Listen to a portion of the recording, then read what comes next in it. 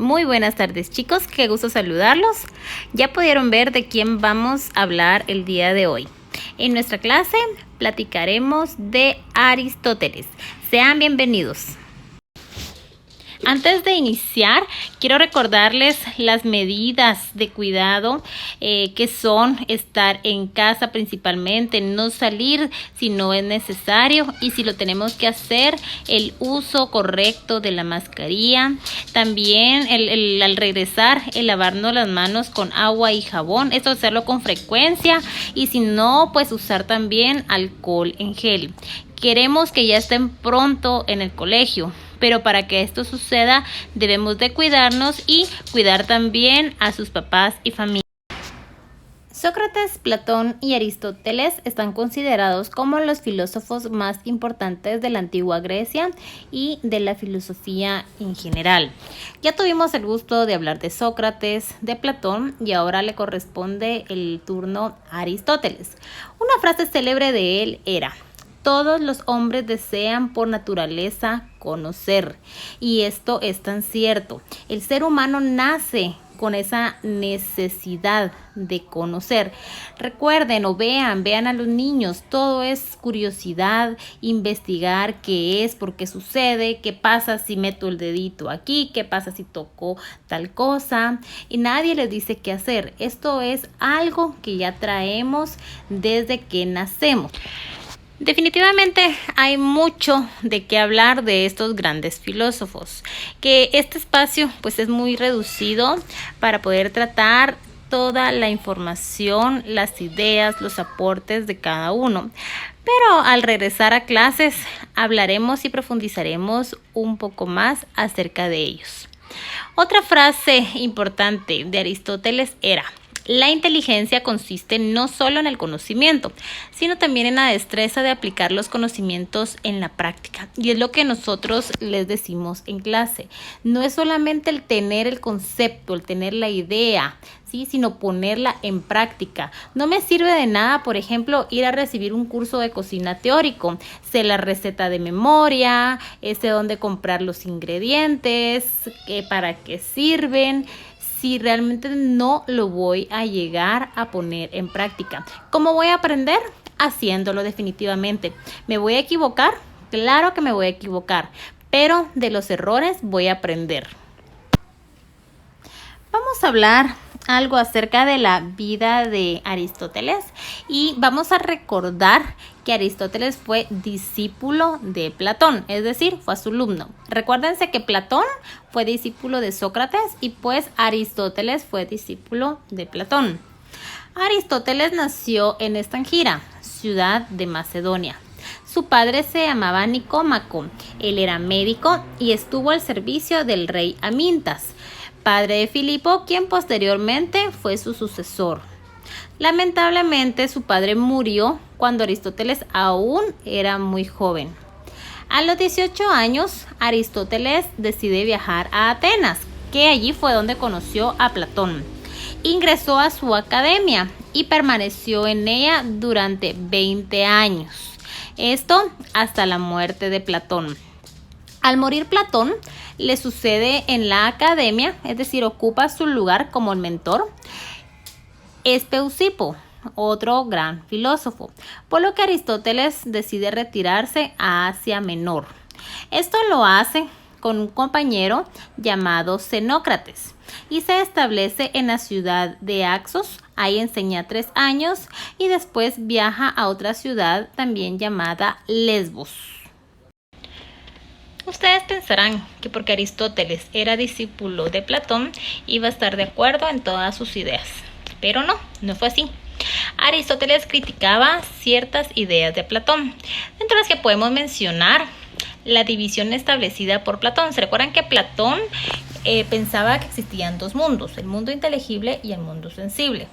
Aristóteles dice que solo existe una realidad, la naturaleza, a la cual llama physis. Por lo tanto, no existe el mundo de las ideas, es decir, solo lo concreto, solo lo que podemos ver y tocar o percibir por nuestros sentidos. Aristóteles pensaba también que el alma es lo que anima al cuerpo. Por lo tanto, cuando ésta deje de existir, también lo hace el alma. No era como la idea que tenía Platón de alimentar el alma. Platón le daba más sentido, más importancia al alma que al cuerpo. También la primera idea con la que iniciamos, de que todos los hombres desean por naturaleza saber. Prueba de ello es el placer que causan los sentidos. Esto aparece en uno de los libros, Obras de Aristóteles. Todo el conocimiento proviene de la experiencia. Era lo que también lo que hablábamos en la idea anterior. No nos sirve de nada tener el conocimiento si no lo ponemos en práctica. La experiencia es la única que nos va a dar el conocimiento según Aristóteles. ¿Se recuerdan que en la clase anterior hablamos de la academia, la primera escuela en el mundo? Esta fue creada por Platón. Ahora hablaremos acerca del Liceo, conocida también como la primera universidad del mundo. Este fue un centro de estudios creado por Aristóteles, obviamente basado en las enseñanzas de Platón.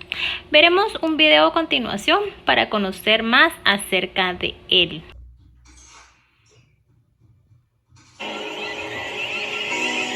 Aristóteles nació en esta gira en el año 384 a.C.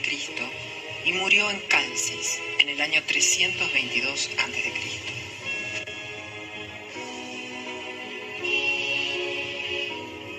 Era hijo de un médico de la corte macedonia. Durante 20 años fue discípulo de Platón en la famosa Academia de Atenas. Mientras Platón vivió, fue fiel a sus enseñanzas. Luego desarrolló su propia filosofía en abierta disidencia respecto del platonismo.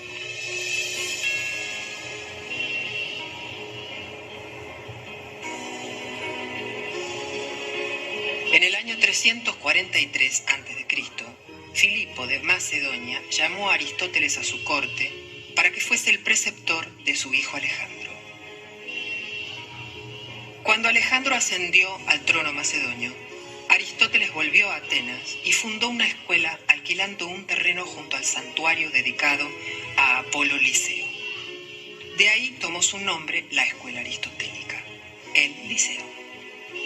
Allí Aristóteles se dedicó a investigar y a enseñar lógica, física, biología, ética, política y otras disciplinas.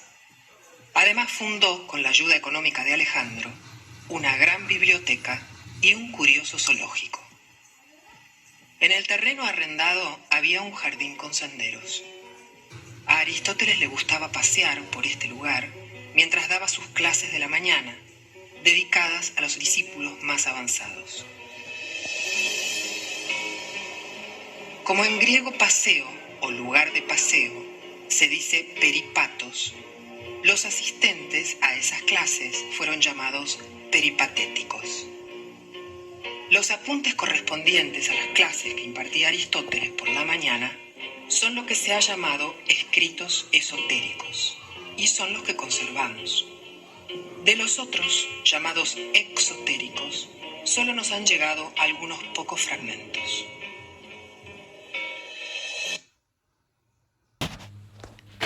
Ya conocimos algo acerca de la historia del Liceo. Continuando con las críticas de Aristóteles hacia Platón, tenemos la siguiente. Es imposible que haya ideas perfectas de entes imperfectos. Por ejemplo, ¿cómo puede haber una idea perfecta del mal o del odio, si el mal y el odio de por sí son malos? Como seres humanos definitivamente somos imperfectos, es decir, no podemos tener ideas perfectas. Este es un ejemplo de que la perfección no existe. La idea es inmanente a algo, es decir, la idea de una cosa y la cosa son del mismo mundo. Dos mundos es explicar dos veces la misma cosa. Recordemos que Platón separaba la idea y la parte material. Eran dos cosas diferentes. Para Aristóteles es lo mismo. No explica los cambios. Si las ideas son constantes e inmortales, ¿cómo es que existen cosas imperfectas inmortales? Decía Aristóteles. Es decir, no pueden existir cosas imperfectas inmortales porque las ideas de por sí mismo son inmortales. Un poquito confusa la idea de Aristóteles, pero bueno. Otra crítica que él tenía, pues era la falta de objetividad. Decía que Platón era demasiado metafórico, ¿sí? No explicaba en sí el paso de la idea al objeto, entre otros. Parte de esto lo vimos en la alegoría de la caverna de Platón.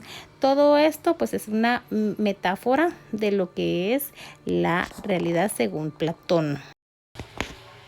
Vamos a hablar acerca de la doctrina metafísica, llamada también filosofía primera. Un aporte de Platón fue el arché del mundo físico. Este tiene pues causas metafísicas y Aristóteles parte de ahí. Vamos a hablar un poquito acerca de la metafísica. Vamos a recordar que eso lo vimos ya en una clase. Esto pues es una rama de la filosofía que estudia los problemas centrales del pensamiento filosófico. Es decir, el ser en cuanto tal, el absoluto, Dios, el mundo, el alma. En esa línea, pues se intenta describir las propiedades, los fundamentos, incluso condiciones, las causas primeras y la realidad, no dejando atrás su sentido y la finalidad. Ojo en esto, el objetivo del estudio de la metafísica es lo inmaterial. De allí su pugna con los positivistas, quienes consideran que sus fundamentos pues escapan de la objetividad empírica. Bueno, eso lo veremos más adelante. Pero para Aristóteles la metafísica es la filosofía primera, la que trata de las causas primeras, del ser en cuanto tal, de lo que se desprende de en sí de la ontología. Aristóteles también explica 4 definiciones, ¿sí? Vamos a ver esas 4 definiciones o 4 causas en la siguiente. Hablemos ahora de la doctrina de las causas. ¿Cuáles eran estas 4 clases de causas que planteó Aristóteles? El cambio de venir dice que no es el paso del ser al no ser o del no ser al ser, sino del ser en potencia al ser en acto. Y esto lo explicó en 4 principios. La causa material, que es el material o la materia de lo cual está hecha una cosa. La causa formal, la forma o esencia de las cosas. La causa eficiente, el agente, lo que pone en marcha el cambio, es decir, quién lo hace. Y la causa final, aquello en vista o en función de lo cual se produce. Para entenderlo, vamos a ver a continuación un video. En este video hablaremos sobre las 4 causas aristotélicas. ¿Dónde las podemos encontrar? En el libro 1, capítulo 3 de la Metafísica. Recordemos que para Aristóteles conocer algo científicamente es en esencia conocer sus causas y por ende las preguntas que cada una de ellas tiene. En este libro y en específico en este capítulo, Aristóteles se separa un poco de los filósofos presocráticos e incluso de su maestro Platón y quien antecedió a su maestro Sócrates, reconociendo que no podemos conocer algo exclusivamente por lo material, sino que hay otras causas que definen al sujeto o al objeto. ¿Pero cuáles son? La primera de ellas es la causa material. Y esta responde a la pregunta de qué está compuesto el objeto o el sujeto. Esta causa atribuye a lo individualizador.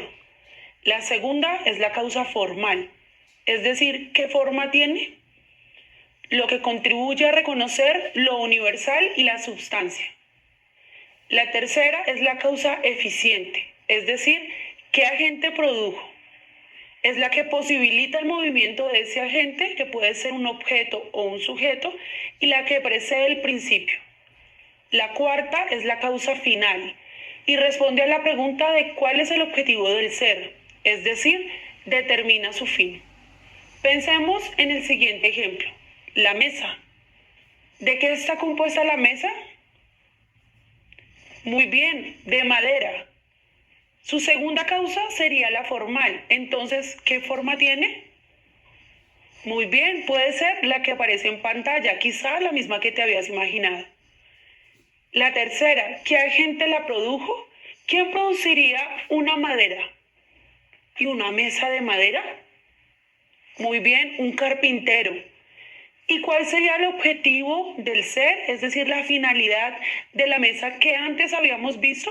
Quizá en este caso, poner un florero, tener unas copas o servirnos de comedor. Es así que Aristóteles indica que las dos primeras causas, la material y la formal, son las causas interiores, es decir, son las que pueden definir la esencia del hombre o del objeto.